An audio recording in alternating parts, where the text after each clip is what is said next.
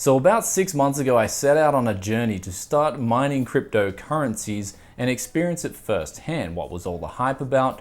What was the technology itself about? And also gain some experience in the real world. So then when I talked to people in real life, I knew what I was talking about when it came to cryptocurrency mining. But today will be the part one of a two-part series with cryptocurrencies where I talk about the money that I've made, the profits involved, and then in part two, I'll talk about predictions and new trends that I think are going to happen, as this was certainly one trend 6 months ago that has paid off very well. So let's talk about it.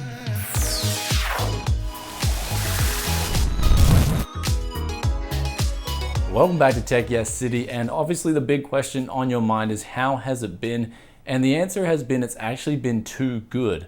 I've actually sold half my holdings in cryptocurrency, and it's on a site called CoinSpot. They're an Australian-based broker for cryptocurrencies, and now I actually have to get my account verified still and bring the money down. So it's not actually in my hands at the moment, but I sold half my cryptocurrency because I believe that the whole thing has gone better than expected. It's just done too well. And usually when something's doing too well, if you can cash out, then you usually should. That's just my opinion. And so I think over the last 6 months, it's been literally just crazy, the actual money that's been made off this. I've got a total holdings now in Zencash, which is about 25,000 Australian dollars. And this was off about $5,000 of hardware. So I had 6 1080 Ti's and 2 1080s mining over the span of about 5 months. And I've since decommissioned that mining rig mainly because it's summer and I don't have it in an aircon environment, so the cards will just be getting an absolute pounding in the summer. But also as well, I wanted to sort of have some time back and sit back because the difficulty of mining the cryptocurrency has gone through the roof. And now difficulty is when you mine a currency, there's a difficult rating. So the more people that start mining it, the difficulty goes up. So in other words, it makes it harder to actually get more amounts of the coin. So you may have just heard before that I said Zencash and not Zcash. Initially, I started out with a cryptocurrency called Zcash. And after a few days of mining, I saw my balance was like 0.1 of a coin. And I don't like looking at decimals personally. So after I saw that, I was like, no, I want to start mining something else. I want some actual coins in my wallet. And so I found Zencash, which was a fork. It's basically when they get their cryptocurrency, then they make a new one. And it had better merits. Not only that, the original developers take a less cut, or in other words, a tax essentially on the miners, and it just looked like a better currency. So I switched over, and it was crazy. When I switched over, it was like $3 or to $5 a coin, and I was mining about 10 coins every 3 days off these 8 graphics card configuration. And it was crazy because I was like, yay, cool, my balance is going up. I got to about 200 coins extremely fast. And then it just skyrocketed, the difficulty. The price of Zencash started going up from like $5 to $20 immediately. And the difficulty started going up. I was like, wow, okay, I'm making a lot less coins. But those initial coins that I mined started to go through the roof. And so now to this date, it went up to like $65 a coin, and around $60, I sold 150 coins, and this is USD. So I had just a lot of, I guess, money now that I transferred from one cryptocurrency exchange called Cryptopia and transferred that across to CoinSpot. So there was fees involved as well, and I think total to get this money to my bank account, there'd be about, I'd say maybe 7% fees involved. So that's right. So me getting from the actual coins from my wallet all the way to my bank account, there's about 7% involved. So it's actually very costly at the moment to transfer money via cryptocurrency, at least to convert it into a cash-based currency like Australian dollars or US dollars. And also with that, the currency itself is still not directly linked to a currency like a US dollar or Australian dollar. It's actually linked to Bitcoin, and Bitcoin is the actual main medium of exchange. And that's another reason I think Bitcoin is still extremely popular, but we'll talk about that in part two. So over the last 6 months, very successful operation. I have started cashing out half my earnings because I want to realize some actual profit rather than just have it on paper. And so it's looking good so far. Everything's been absolutely amazing, but that's why I'm cashing out at the moment, because the expectations are better than expected. And now anyone in finance or anyone who invests in any vehicle, if something doesn't go as expected, then you pull out, whether it's better or worse. Of course, better being a better thing in that you make money more than you expected. But when something just goes crazy and it does too well, that's when you start to say, hey, I'm going to change my plans. So now with that, I essentially had a lot of review samples as well. I did borrow some graphics cards off Steve from Hardware Unboxed as well for this experiment, so big thank you to him. And it was just really free money, essentially. And it's just, for me, I can't believe the concept of this free money, because I paid about 1,000 Australian dollars in power. I think maybe a little bit more, maybe about $1,200 in power over the last 6 months mining these cryptocurrencies. And so the actual profit margin is looking like it's around $24,000, of course, minus the graphics cards. And now that's the reason I went into mining. Some people in the comments said you should have just put that $5,000 and bought the cryptocurrencies directly. And this is where things start to get a little bit confusing, because you've got those people on the side of the fence of just buy the cryptocurrencies directly. Me personally, I love graphics cards, I love hardware, so I'm more of a hardware guy. And when I heard the concept of mining it using your actual graphics cards that you already own, or you can go out and buy, I immediately leaned towards the mining side of things.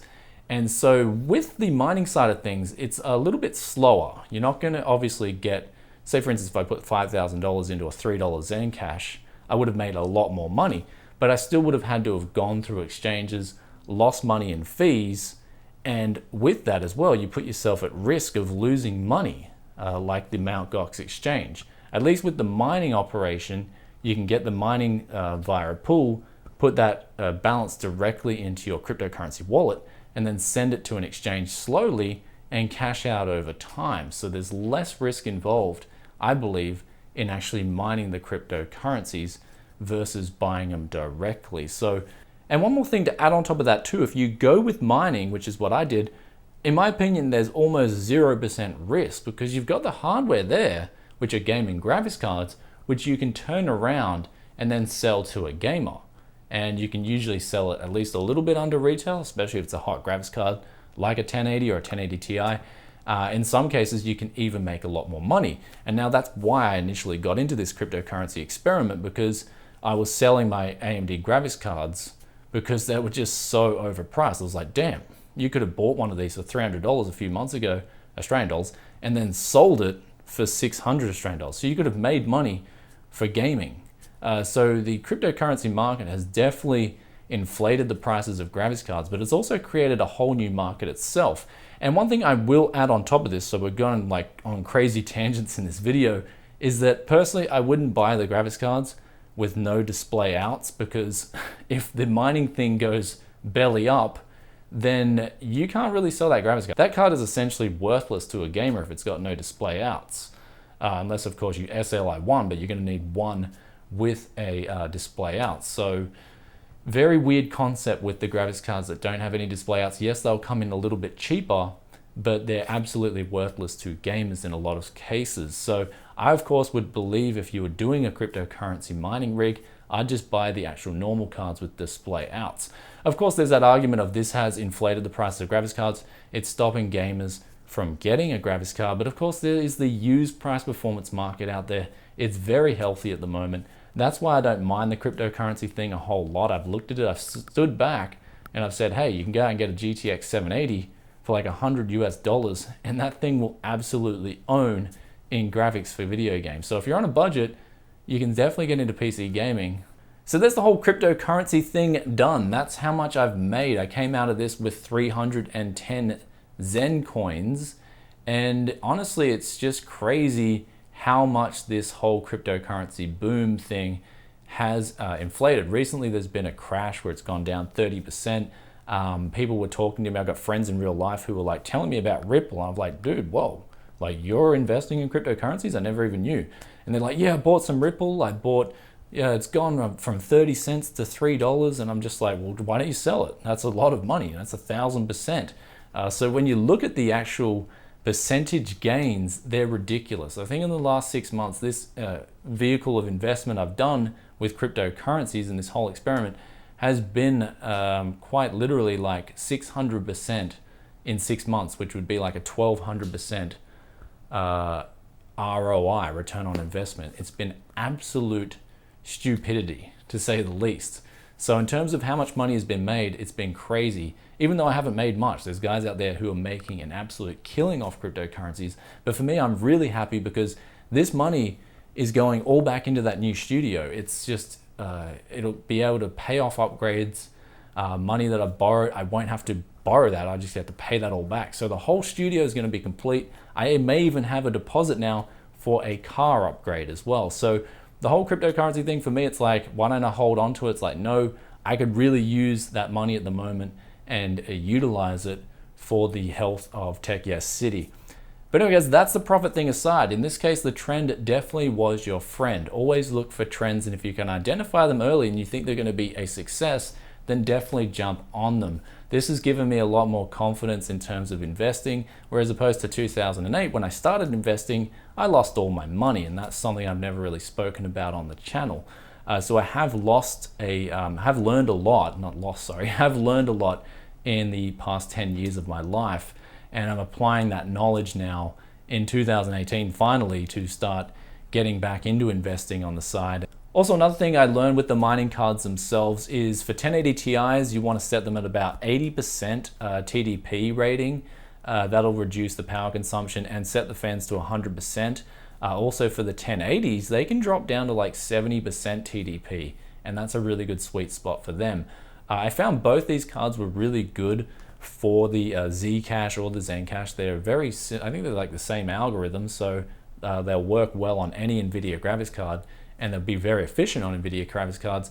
And so the 8 cards were doing very well. The aftermarket cards with the 3 fans or even the 2 fans are a lot better than a reference style cooler. They're about 10 degrees lower on average. And so of course that 10 degrees is much better for the life of the graphics card. Anyway guys, hope you enjoyed today's video on the profits involved with cryptocurrencies. In part 2, I'll start talking more about the trends, things that I think are going on in general with cryptocurrencies, and I look forward to giving you that video. And today has just been the video where it's been very successful, and so from here on in, I don't know what I'm going to do with it, but I'm definitely going to keep my interests involved with cryptocurrencies. Anyway guys, I'll catch you in another tech video very soon. Peace out for now. Bye.